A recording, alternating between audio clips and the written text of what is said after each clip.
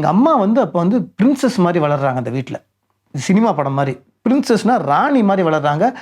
யாரை வேணா கேளுங்க, நிறைய இன்டர்வியூவில் கமல்ஹாசன் சாரே சொல்லியிருக்காரு. எங்கள் தாத்தா வீட்டில் 16 கார் இருக்கும். அப்போ 16 கார்னா எந்த காரில் எப்போ வெளியே போகிறாருன்னு தெரியாது. அத்தனை காரில் இருக்கிற ஒரு ஓனரு அந்த வீட்டுக்கு ஒரு டிரைவரோட பையன் வராப்புல. எங்கள் அப்பா எனக்கு வியட்நாம் வீடு சுந்தரம் அடிக்கடி சொல்லுவார், டேய் எங்கள் முதலாளி பொண்ணு சைட் அடித்து கல்யாணம் பண்ணுறான்னோன்னே ஃபஸ்ட்டு வந்தாலும் அவனை சுட்டுறன்னு சொன்னதே நான் தான்டா. ஸோ கன்னெல்லாம் எடுத்து சுடுற அளவுக்குலாம் போயிட்டாங்க. எங்கள் அப்பா ரொம்ப பரிதாபமாக அப்படியே இருந்தனால அந்த பரிதாபத்தில் வந்த காதல் அது. ஓகேவா?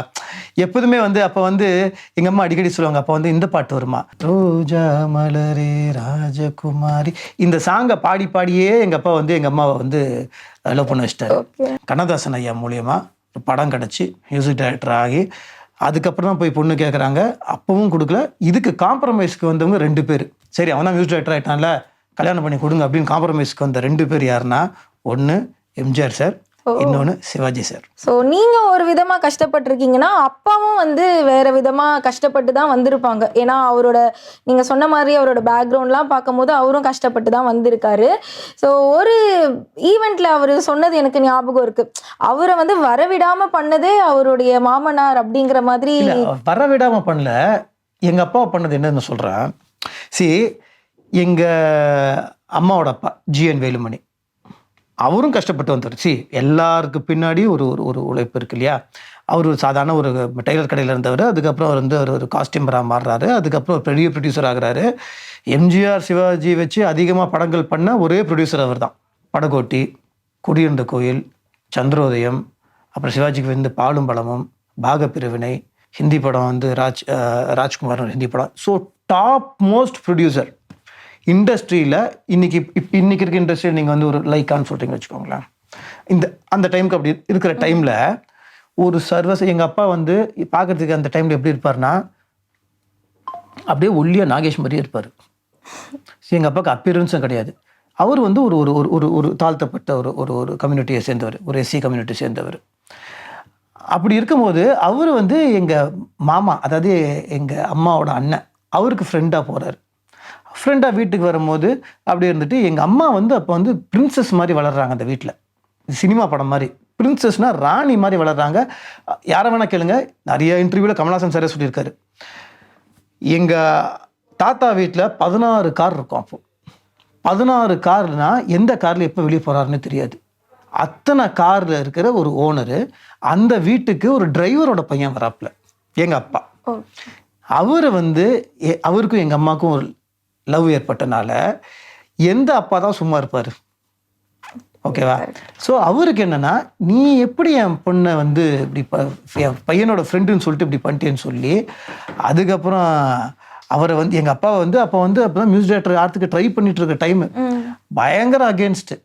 அதாவது ஒரு கேங்கே இருக்குது. எனக்கு வியட்நாம் வீடு சுந்தரம் அடிக்கடி அவர் சொல்லுவார், டேய் உங்கள் அப்பா வந்து எங்கள் அப்போல்லாம் ப்ரொடியூசர்ஸ் முதலாளி தான் சொல்லுவாங்க, எங்கள் முதலாளி பொண்ணு சைட் அடித்து கல்யாணம் பண்ணுறான்னோன்னே ஃபஸ்ட்டு வந்தாலும் அவனை சுட்டுறன்னு சொன்னதே நான் தான்டா.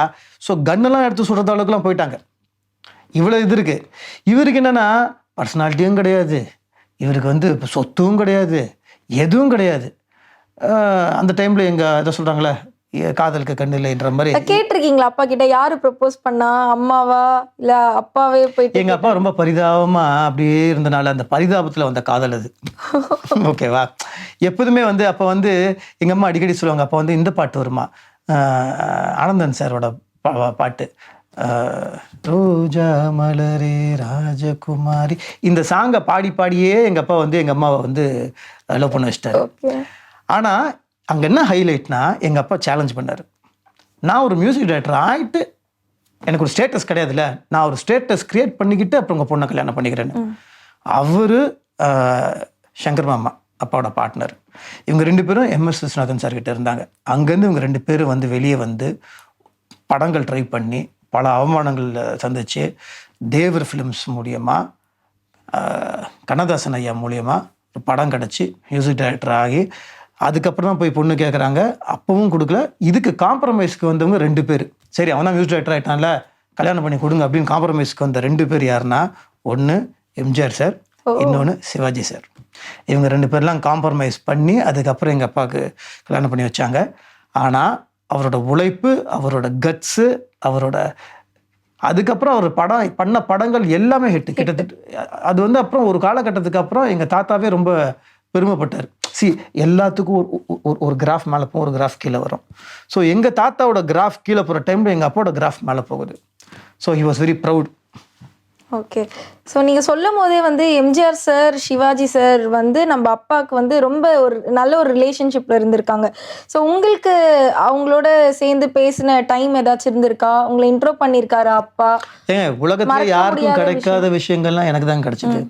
நான் ஸ்கூல் படிக்கிற டைம்லேருந்து எங்கள் அப்பா என்னை வந்து சண்டேஸ் ஆனால் ராமவரம் தோட்டத்தை கூட்டு போயிடுவார். சண்டே ஆனால் நீங்கள் நம்புறீங்களோ நம்பலையோ, நான் யாருமே எம்ஜிஆர் சார் அப்படி பார்த்துக்க மாட்டார். லுங்கி கட்டிட்டு அவர் மடியில் உட்காந்துட்டு அவங்க வீட்டில் காலைல போனோன்னே இட்லி தேங்காய் சட்னி கொடுப்பாங்க.